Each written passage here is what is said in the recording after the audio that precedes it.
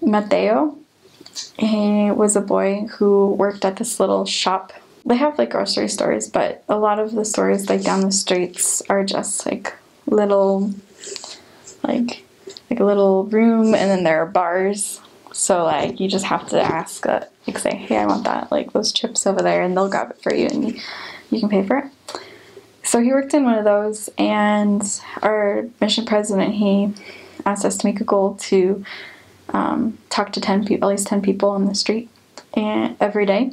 And so me and my companion were trying really hard to meet that goal. So we were walking down the street, and we had talked to like 9 people, and we're like, it was almost time to go home for the night because it was getting dark. And we were like, okay, we need to get one more person. We need to talk to one more person. So we stopped and talked to this boy, and his name was Mateo, and he was interested in what we were teaching him. And like a lot of people aren't really interested, they're just like, no thanks. And but he was like, he was very receptive. And so we were teaching him, like we gave him a little pamphlet and asked him to come to church, and he was like, sure. And a lot of people don't do that. And so anyways, we came back and we were teaching him, and we even took him to the temple and everything so he could see it. And Mateo, like he shared his story with us that like 6 months ago he was at a really dark point in his life, and like he'd been like one time he had gotten drunk during work and passed out. And his boss talked to him and was like you can't do that again. Actually, his boss gave him a heart-to-heart, and his boss was like, the next time you drink, like think about what you're gonna do. Just think about it. And so Mateo, he like he shared this experience where he was going to drink again because he like felt really low in his life. Like he was 17 or 18 at the time. I think he was 18. And he'd been living on his own for several years because like he'd lived with his grandparents before, but his like parents had abandoned him.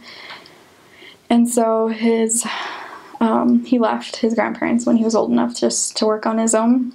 I don't know, he looked at himself in the mirror like after was thinking about taking a drink, and just like looked at himself and was just like, what am I doing to myself?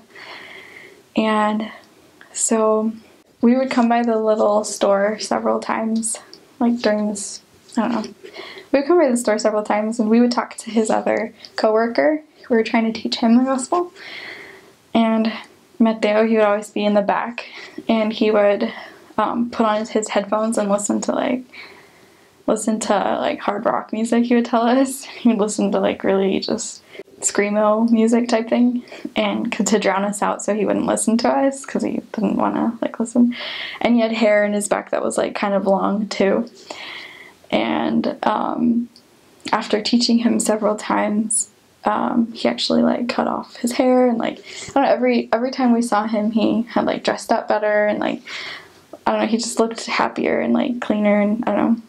Anyways, but so he would put on his music like every time. And then, I don't know, he said one day he was walking by our church, and he was just like looking at it, and he like had a desire to go inside and like go to church and everything. And then he decided, oh, next time the sisters come, I'll listen. So the next time we came, that's when he listened to us and was like, sure, I'll go. I don't know, he like made major transformations. Like, for him, the gospel really changed his life because it gave him answers to like a lot of questions he had in his life, like things that he'd been like wanting to know, because it's kind of like we're thrown into this world and like we have no idea, like we're just looking for answers pretty much because we don't really know who we are or what we're doing here and everything. But the Holy Ghost helps us to learn that.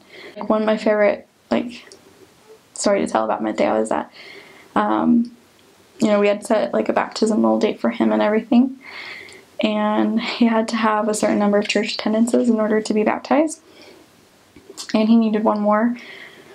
And like a couple weeks, like the week before, his boss wouldn't let him go to church with us, and so he didn't go that week. And so Mateo was like, well, it was like the next week, and his boss was like, no, you can't go again. And his boss like left, and Mateo was like, I really want to go to church.